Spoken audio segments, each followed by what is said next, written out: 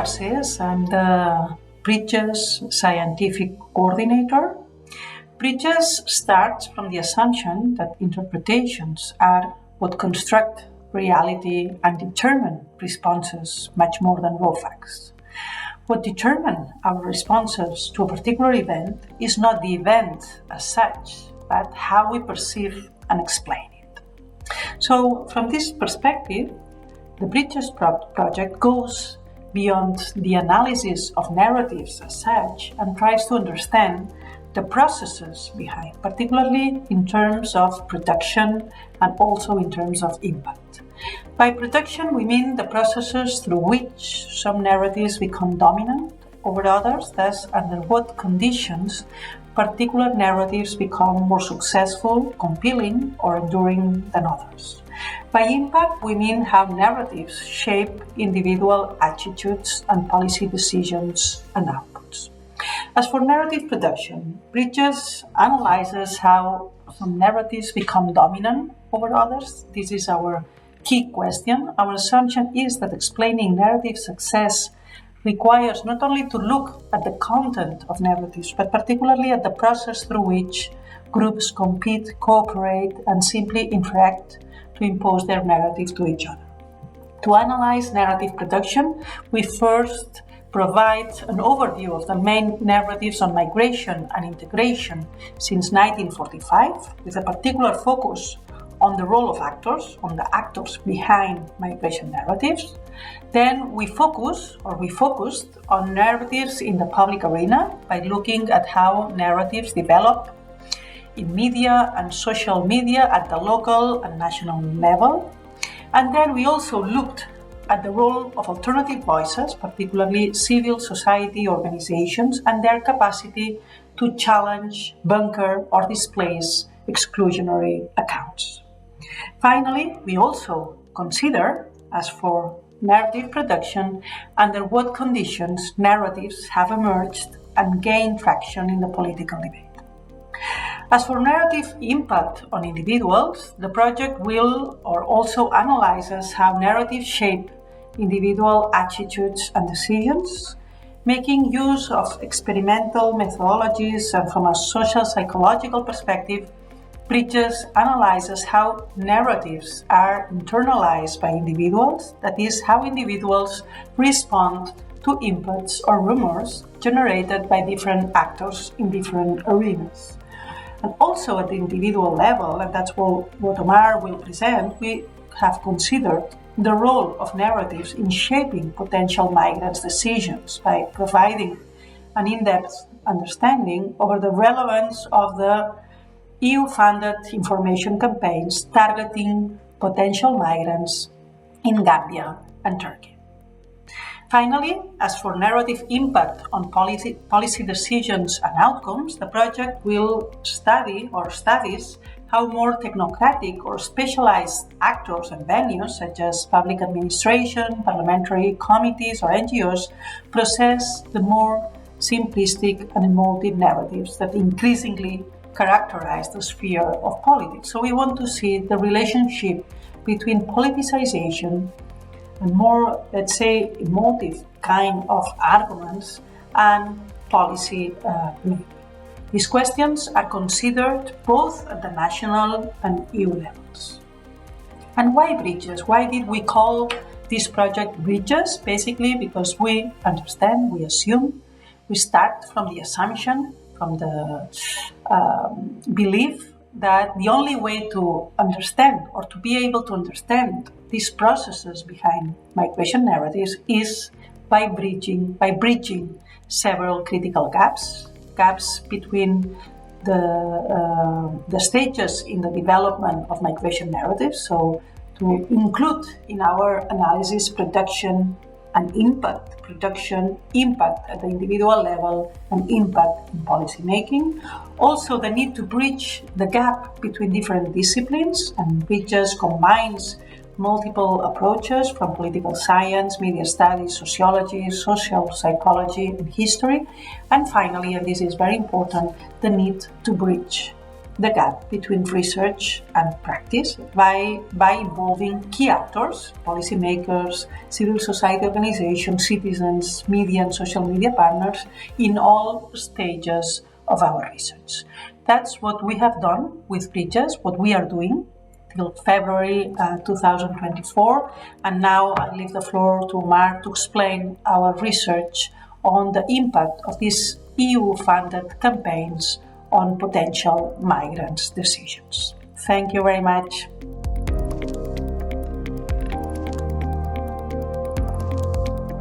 Hi, my name is Omar and Cham. I am a PhD researcher at the Vrije Universiteit Brussels. So what I'll be doing today is to present some of our findings from the Gambia in the context of the Bridges project. So the title of our report was The Role of Narratives in Migratory Decision Making, Analyzing the Impact of EU-funded information campaigns in the Gambia. But before I go further into our results, I want to give you a little bit of background of our work package and what the objectives are. So like I mentioned, this was the title of our work package. So essentially what we were doing was to analyze the impact of narratives. And these are narratives from the local narratives in the Gambia on migration in Europe, and then also the narratives that we see in information campaigns. So what we were doing in work package 6 was to examine the influence of migration narratives on potential migrants' knowledge, attitudes and decision making, and also to analyze the impact of EU-funded information campaigns in the Gambia. So in our work package, we were working with the Institute for Social Science Research of Norway, and we had 2 case studies, but our work package, our work at the VUB, we were focused on the Gambia. So to give you a little bit of background on information campaigns, like we see with many other campaigns, they're usually introduced on the basis of assumptions. So just like information campaigns, there is this assumption that the knowledge of potential migrants on migration is incomplete and inaccurate. So this is one of the assumptions that the organizers of information campaigns have, and that they can also influence the decisions of individuals if they're exposed to new types of information. So basically these are the 2 assumptions that information campaigns generally have. So in terms of organization, what we see is there are different forms of information campaigns, different methods of implementing information campaigns. We have the traditional face-to-face method where people or representatives of organizations talk to potential migrants about the dangers of irregular migration and try to convince them to stay in their countries and also explore local opportunities. We also have the concert methods where musics are played, and then in this process, people are also informed about the dangers of irregular migration. And recently what we see is the use of returnees to also sensitize people on the dangers of irregular migration. So that is what we call the migrant as messenger. So this is a new form of a strategy where returnees are used in information campaigns. So what we also see is that social media has also been used to conduct information campaigns where social media platforms such as YouTube, Facebook, Twitter are used to disseminate information on the dangers of irregular migration and also urge potential migrants to stay in their countries to explore local opportunities. So in terms of actors, what we see is that the IOM, local NGOs, and also international NGOs, civil society organizations, these are key implementers of information campaigns. So these are people that get funding, sometimes from the EU or from member state governments, to implement campaigns on their behalf. So when we did an extensive search of the literature, what we see is that there are basically 3 key messages that information campaigns try to push. So the first message is that there are opportunities at home, stay. So this is one of the first messages that information campaigns trying to push. So the second message we see in the literature in terms of information campaign and in terms of the content is that the route is dangerous. So this is the second message that information campaigns try to push. And this message is that the route is dangerous, do not go. And then the final message that we see one of the messages that information campaigns try to push is that life in Europe is difficult, do not come. So these are the 3 key messages that we see in information campaigns. So in our research, what we wanted to do was to see how these different narratives, the 3 messages that I just showed you, how do they interact with the local narratives on migration and Europe in the Gambia, and how does this influence their migration decisions. So this was the main focus of our work package. So one will be wondering, why did we choose the Gambia? So there are many reasons why we choose the Gambia as a case study. And the first reason was that the Gambia is one of the largest contributors of irregular migrants into the EU compared to the total population. The Gambia has a population of around 2.5 million people, but then majority of the young people venture into irregular migration. So that was a reason, one of the reasons. And then we also have a wide presence of information campaigns in the Gambia here that are mostly funded by the EU. So for us to analyze the impact of the narratives that are posed in information campaigns in contrast to the local ones, we needed to find a place where information campaigns are present at a massive scale, and the Gambia was a good criteria for that. And also, like I said, we have two different kind of narratives here. You have the narratives that are pushed for by the EU, and then you also have the local narratives on migration in Europe. So the Gambia is a good case to really analyze how these two narratives compete with each other. And also, if you look at the literature, we see that the narratives of potential migrant is largely absent. So our focus on the Gambia will help to address that gap by bringing forward the different narratives or the perspectives of potential migrants as far as information campaigns are concerned. So in terms of methodology, what we did was we conducted fieldwork here in the Gambia. So we spoke to 60 potential migrants in the Gambia, and this was 15 participants per region. So we did interviews in 4 out of the 6 regions in the Gambia. So we tried as much as possible to have a good mix of both genders, even though migration in the Gambia is mostly a man kind of an adventure, but we also try to get both genders to have the different perspectives. And also, one of the criteria that we used was that people that were going to participate in this study must have been exposed to an information campaign before. So this was one of our criteria. And also more of the ethical issues. We had informed consent where interviews were recorded and also pictures taken for other activities later. So what we did in the Gambia was that we worked with the National Youth Council. This is a key actor in migration governance in the Gambia. They also implement campaigns on behalf of the EU and generally also working on migration issues. So they help us in identifying participants for the study and also set up the locations and all the logistical issues. So these were the people that we work with. So in terms of the geographical focus, like I mentioned earlier, we did 4 out of the 6 regions in the Gambia. These were places that we conducted interviews. So for each region, we had 11 individual interviews and a focus group comprising of 4 participants. So that is 15 per region. So these regions were selected based on the immigration trends, how many people live from this region in terms of migration, and also the presence of campaigns as well, and also the existence of a migration information center, because these centers are used to inform people of the dangers of irregular migration and also to expose them of the local opportunities. So these were some of the criteria that we use. So in terms of the conceptualization of narratives, so what we see in the literature is that narratives is not information. Narrative is more than just information. Some of the criteria or some of the characteristics of narrative is that they're stable, they're accessible, and they can be reproduced in different futures. So these are some of the characteristics of a narrative. So what we did was also we tried to identify this concept of a master narrative, like a grand narrative. So we wanted to see what was the master narrative here on migration and also on Europe here in the Gambia. So a master narrative is a type of a grand narrative imagined from similar individual experiences or understanding. So what we see is that in terms of migration narratives, there are different forms of narratives between the global south and the global north. In the global north, when we talk about migration, it's usually seen in a negative light, and it's really a polarizing topic. Whereas in the global south, when we talk about migration, it's about progress, it's about opportunities, it's about adventures and all the positive things. So this was something really interesting. Whereas for information, it's what we see is that it is one of the many factors that influences migration decision. There are multitude of factors that influences migration decision, but information is one of them. And also the type of information and the trustworthiness of the information is also really essential in terms of migration decision making.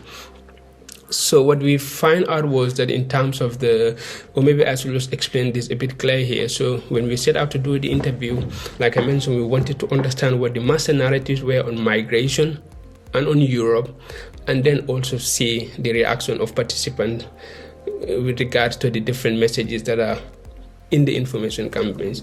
But for the master narrative, these were some of our findings. What we see, before we started the interview, what we do was we asked them what comes to your mind when you hear the word migration, or what comes to mind when you hear the word Europe. So this was done to really understand what the grand narrative or the master narrative is on Europe and also on migration among our participants here in the Gambia. So what we see is that there's a dominantly positive view about migration among our respondents. So for them, migration is about opportunities and possibilities for life changes. And then what was really interesting during our interviews and our fieldwork in general was the recurrence of this term greener pasture. When people talk about migration, they use this term greener pasture, which according to our understanding, it's a term that was used by traditional household in poor villages, where young men were expected to, move their livestock during dry season to look for, greener pastures for their livestock.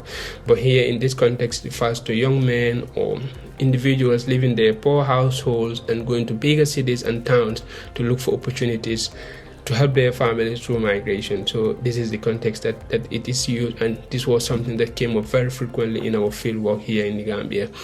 And for many of them, migration, it's benefit for family and communities. So this was something that was also really coming up in the interviews.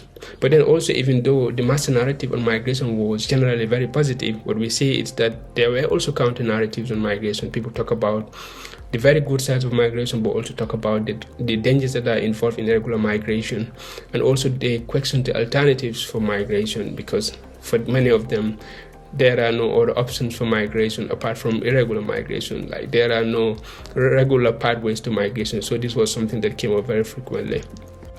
So in terms of the master narratives on Europe, what we see is that it was also very positive. So for many of them, Europe, it's equivalent to professional educational opportunities, especially better living standards compared to Gambia. And also what we see was that these dominant narratives on Europe, it's influenced by what they saw growing up on TV or in newspapers about Europe. So for them, Europe was a prosperous place, and this was something that they were always told about on TV, on cinemas, on everything that they have shown that they have seen about Europe. So this was something that really influenced their view about Europe. So in terms of Europe, there were also really counter narratives. Even though the dominant narrative on Europe was a positive one, there were also counter narratives, on Europe. So we see that they talk about the dark colonial past of Europeans in Africa, as a way to contest the dominant positive narrative on Europe. And also they talk about the unfair and asymmetrical power relations regarding travel opportunities, and also they talk about the inhumane deportation practices. So these were three different ways that the dominant positive narrative was countered among our respondents. So in terms of the messages, so like I said at the beginning of the presentation, there are three key messages that can be found in information campaign, or that Europe wants to communicate to potential migrants. So in terms of the first message, which is about the difficult nature of life in Europe, so what we did was we played videos, information campaign videos that they were exposed to, and then ask them what they think about these messages and whether these messages can influence their migration decision making. So what we see in terms of the first message, which is about the difficult nature of life in Europe, what we see was that there was very little endorsement of this message.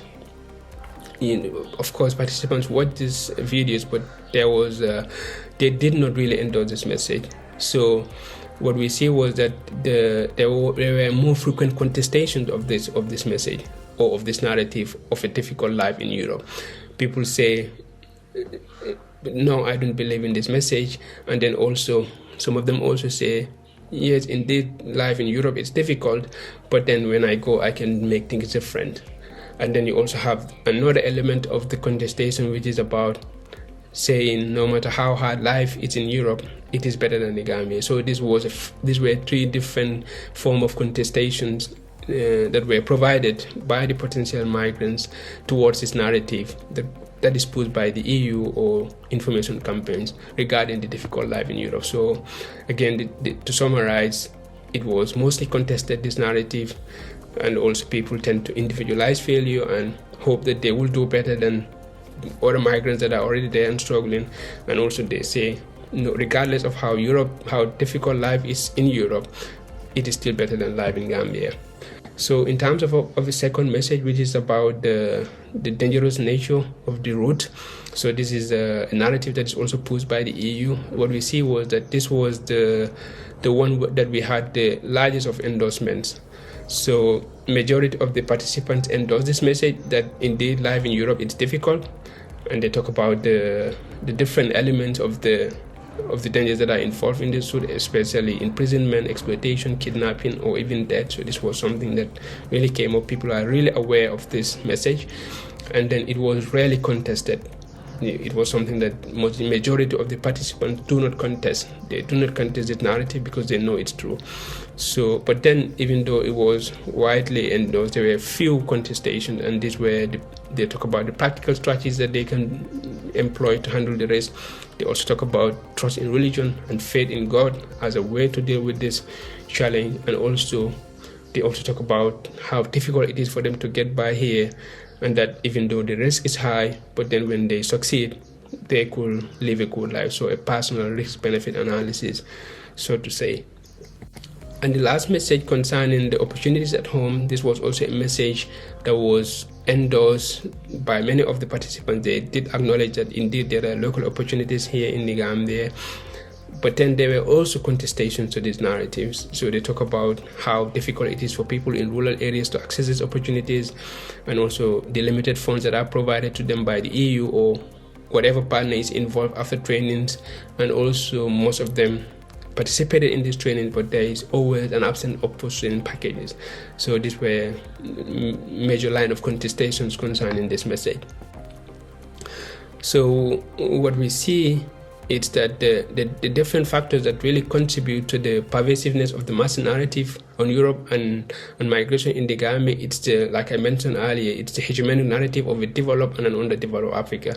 So this is one thing that really contributes to a very positive narrative on migration in Europe, the classification of a developed Europe and an underdeveloped Africa, and also for them the social and material rewards they see that people who migrate to Europe, are able to achieve. So this is something that really contributes to this dominant positive narrative on Europe and migration, and also the social networks that they have, the small communities, the informal gatherings that they have, and the positive talks they have about migration is something that really contributes to this positive narrative on Europe and migration.